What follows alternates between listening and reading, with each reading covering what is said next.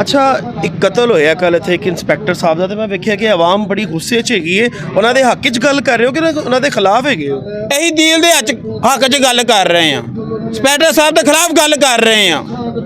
ਦੇਖੋ ਉਹ ਤੇ ਹੁਣ ਚਲੇ ਗਏ ਨੇ ਇਸ ਦੁਨੀਆ ਤੋਂ, ਚਲੇ ਗਏ ਨੇ, ਚਲੇ ਅਸੀਂ ਵੀ ਜਾਣਾ ਹੈ। ਅਸੀਂ ਮੋਹਰ ਲਾ ਕੇ ਨਹੀਂ ਆਏ, ਅਸੀਂ ਇੱਥੇ ਬਚ ਕੇ ਰਹਿਣਾ ਵੇ। ਅੱਛਾ, ਮਾਮਲਾ ਕੀ ਹੋਇਆ? ਇੰਨੇ ਗੁੱਸੇ 'ਚ ਕਿਉਂ ਹੈਗੇ ਹੋ ਤੁਸੀਂ ਜੀ? ਇੰਨੇ ਗੁੱਸੇ 'ਚ ਕਿਉਂ ਹੈਗੇ ਹੋ? ਕੀ ਮਾਮਲਾ ਹੈ ਸਰ? ਜਦੋਂ ਤੁਸੀਂ ਮਾਂ ਭੈਣ ਦੀ ਗਾਲ ਕੱਢੋਗੇ ਕਿ ਬਰਦਾਸ਼ਤ ਕਰੋਗੇ? ਅਸੀਂ ਤੁਹਾਨੂੰ ਗਾਲ ਕੱਢ ਰਹੇ, ਤੁਸੀਂ ਬਰਦਾਸ਼ਤ ਕਰੋਗੇ? ਉਹਨਾਂ ਦਾ ਕੀ ਖਿਲਾਫ ਹੈਗਾ ਸੀ ਆਵਾਮ ਦੇ ਨਾਲ?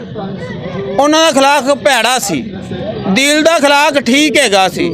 ਖਿਲਾਫ ਨਾਲ ਬੈਠਦੇ ਖਲੋਂਦੇ ਸੀ, ਖਾਂਦੇ ਪੀਂਦੇ ਇਕੱਠਾ ਸੀ, ਸਾਰਾ ਕੁਝ ਇਕੱਠਾ ਕਰਦੇ ਸੀ।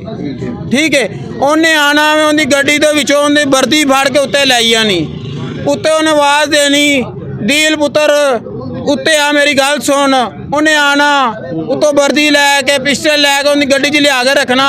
ਉਹਦੇ ਘਰ ਵੀ ਆਣ ਜਾਣ ਇਸ ਬੱਚੇ ਦਾ ਹੈਗਾ ਸੀ, ਅਦੀਲ ਦਾ, ਦੀਲ ਦਾ।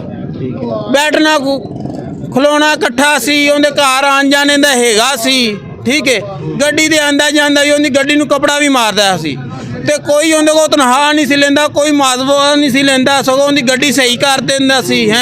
ਸਾਰਾ ਫ੍ਰੀ ਕਰਦਾ ਸੀ, ਕੋਈ ਪੈਸਾ ਪੂਸਾ ਨਹੀਂ ਸੀ ਲੈਂਦਾ। ਠੀਕ ਹੈ, ਦੀਲ ਦੀ ਇਹ ਵਰਸ਼ਾ ਵੇ, ਇੱਥੇ ਮਿਹਨਤ ਮਜ਼ਦੂਰੀ ਕਰਦਾ ਸੀ। ਸਵੇਰ 8 ਵਜੇ ਆਉਂਦਾ ਸੀ, ਰਾਤ ਨੂੰ 9 10 11 12 ਵਜੇ ਜਾਂਦਾ ਸੀ। ਮੋਟਰਸਾਈਕਲ ਮਕੈਨਿਕ ਉਹ ਨਹੀਂ ਸੀ ਹੈਗਾ, ਉਹ ਟਰੈਕਟਰ ਮਕੈਨਿਕ ਹੈਗਾ ਸੀ। ਠੀਕ ਹੈ, ਇਸ ਵਾਸਤੇ ਅਸੀਂ ਦੀਲ ਵਾਸਤੇ ਖੜੇ ਹਾਂ। ਦੀਲ ਬੰਦਾ ਅੱਛਾ ਸੀ, ਕਿਸੇ ਨਾਲ ਉਹਨੇ ਵਾਦੀ ਘਾਟੀ ਨਹੀਂ ਕੀਤੀ। ਠੀਕ ਹੈ, ਇਹ ਜਿਹੜੇ ਮਰ ਗਏ ਨੇ, ਠੀਕ ਹੈ, ਮਰ ਅਸੀਂ ਵੀ ਜਾਣਾ ਵੇ। ਬਿਲਕੁਲ ਉਹ ਗਲਤ ਕਰਦੇ ਸੀ। ਕਿਸੇ ਕੋਲੋਂ ਸਾਬਣ ਲੈ ਆਏ ਨੇ, ਉਹ ਲਿਆ ਕੇ ਇੱਥੇ ਵੇਚ ਦਿੱਤਾ। ਕਿਸੇ ਕੋਲੋਂ ਸ਼ੈਂਪੂ ਲੈ ਲਿਆ, ਬੋਤਲ ਪਾਣੀ ਦੀ ਲੈ ਲਈ। ਅਗਰ ਜਾਂ ਨਿਆਜ਼ੀ ਵਾਲੇ ਕੋਲ, ਗੱਡੀ ਵਾਲੇ ਕੋਲ ਲਿਆਂਦਾ, ਉਹ ਇਹਨਾਂ ਨੇ ਲਿਆ ਕੇ ਇੱਥੇ ਵੇਚ ਦਿੱਤਾ। ਠੀਕ ਹੈ, ਲੇਕਿਨ ਮੇਰੇ ਖਿਆਲ ਹੱਲ ਕਤਲ ਤੇ ਨਹੀਂ ਹੈਗਾ ਸੀ, ਮਾਰਨਾ ਤੇ ਨਹੀਂ ਚਾਹੀਦਾ ਸੀ।